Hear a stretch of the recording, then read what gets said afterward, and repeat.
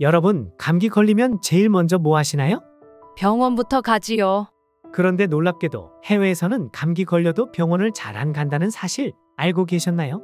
아래의 영상은 외국의 의료인들이 한국의 감기약 처방을 보고 나서의 반응들입니다. 이게 설마 하루치 약이냐고 묻는 영국의 약사. 일반 감기에 항생제를 사용하는 건 치명적이라는 네덜란드 의사. 감염 전문의도 항생제가 있다는 것에 놀라는 반응. 이 처방전에 있는 어떤 약도 자기 딸에게 주지 않겠다는 의사.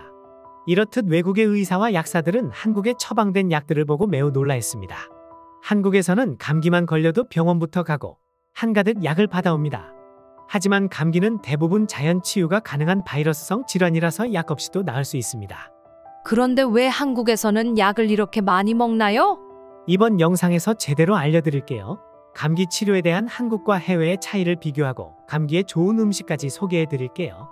그 전에 건강짝꿍 김선생 채널 구독과 좋아요 부탁드립니다. 영상이 도움되셨다면 주변 분들께 공유해주세요.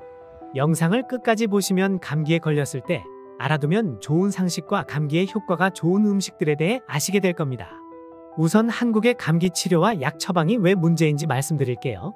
첫 번째는 빠른 치료 문화입니다. 빨리빨리의 민족답게 감기 치료도 빨리 나아야 한다는 생각들을 가지고 계시죠. 이 때문에 병원에서도 강한 약을 처방하는 경우가 많습니다. 약 먹고 빨리 낫는 게 좋은 거 아닌가요? 사실 감기는 대부분 자연 치유가 가능하지만요. 강한 약을 복용하면 단기적으로는 빠른 회복을 도와주는 것처럼 보여도 면역력이 약해질 수 있어요. 두 번째는 항생제 남용에 문제가 있습니다. 한국은 OECD 국가 중 항생제 사용량이 높은 편입니다. OECD가 발간한 보건의료자료집에 따르면 대한민국의 항생제 사용량은 인구 1000명당 16DDD로 OECD 38개국 평균보다 2.9 많았어요. 여기서 DDD란 의약품 규정 1일 사용량을 말합니다. 항생제는 다른 미생물의 성장이나 생명을 막는 물질로 감염병 등의 치료에 이용되는데요. 항생제를 오남용하면 내성이 생겨 필요시 적절한 치료를 하지 못할 수 있거든요. 그래서 반드시 객관적인 근거에 따라 처방해야 합니다. 그럼 다른 나라의 경우에는 이렇게 약을 안 먹는다는 건가요? 네, 맞아요. 감기에 걸리면 기본적으로 휴식과 수분 섭취가 우선되어야 하고요. 병원에 가도 별다른 처방 없이 집에서 쉬면서 물 많이 마시세요. 정도의 조언을 받는다고 합니다.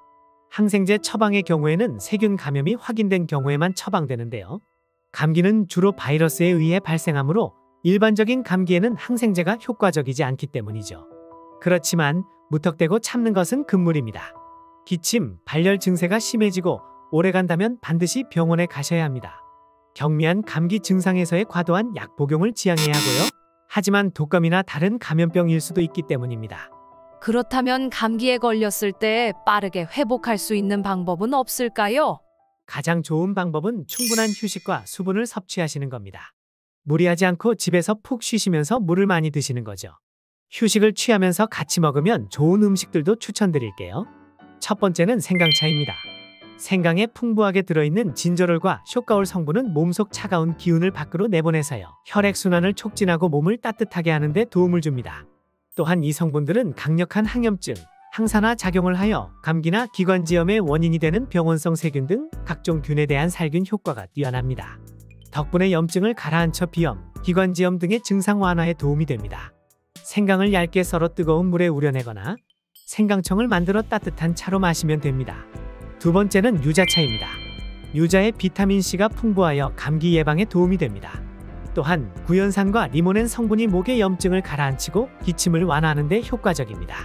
또한 유자에 함유된 유기산은 피로를 유발하는 젖산을 분해하여 피로 해소에 좋습니다.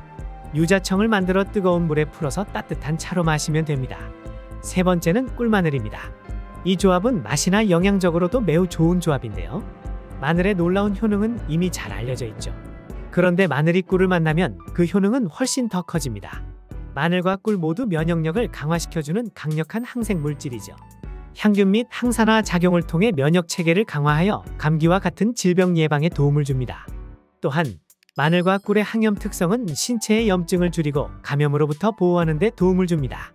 쉽게 만드는 꿀마늘 레시피 알려드릴게요. 준비물은 마늘 200g, 꿀 300ml입니다. 취향에 따라 두 가지 방법이 있는데요. 첫 번째 방법은 살짝 알싸하게 먹는 방법입니다. 생마늘을 사용하는 방법인데 생마늘을 유리병에 넣고 마늘이 충분히 잠길 수 있도록 꿀을 넣어주세요. 뚜껑을 닫고 서늘한 곳에서 일주일 정도 숙성시키면 됩니다. 두 번째 방법을 알려드릴게요. 마늘을 유리병에 넣기 전에 10분 정도 굽거나 쪄주신 후에 충분히 식혀주고요. 똑같은 방법으로 꿀에 절여 숙성시켜주시면 됩니다. 두 번째 방법은 마늘의 매운맛이 많이 날아가서 취향대로 조리해주시면 됩니다. 꿀마늘은 은은한 맛과 향이 착 달라붙어 매력적인 음식입니다. 단, 마늘은 위를 자극할 수 있으므로 위장 질환이 있는 분들은 주의가 필요합니다. 네 번째는 배도라지즙입니다. 배와 도라지는 전통적으로 감기 증상 완화에 도움이 되는 식품으로 알려져 있는데요. 두 재료 모두 감기 증상 완화와 기관지 보호에 좋은 효과를 보입니다. 배의 루테올린이라는 성분은 염증을 억제하고 기관지 점막의 수축을 막아주어 기침과 가래를 완화하는 데 도움이 됩니다. 또한 도라지는 모관의 점막을 자극해 점액 분비량을 증가시켜서 가래가 몸 밖으로 배출되도록 도와줍니다. 배도라지즙은 직접 만들기는 번거로우니 시중에 판매되는 제품을 구입해 드실 텐데요. 일부 배도라지즙 제품은 당분 함량이 높을 수 있으므로 성분표를 확인해보고 첨가물이 없는 제품을 권장드립니다. 오늘 영상 정리해주세요. 오늘은 한국과 해외의 감기 치료 방식의 차이, 감기약 과다 복용의 문제점, 그리고 감기에 좋은 음식에 대해 말씀드렸는데요.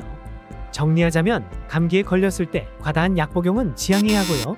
감기에 걸렸을 때 좋은 자연치유법은 충분한 휴식과 수분 섭취입니다.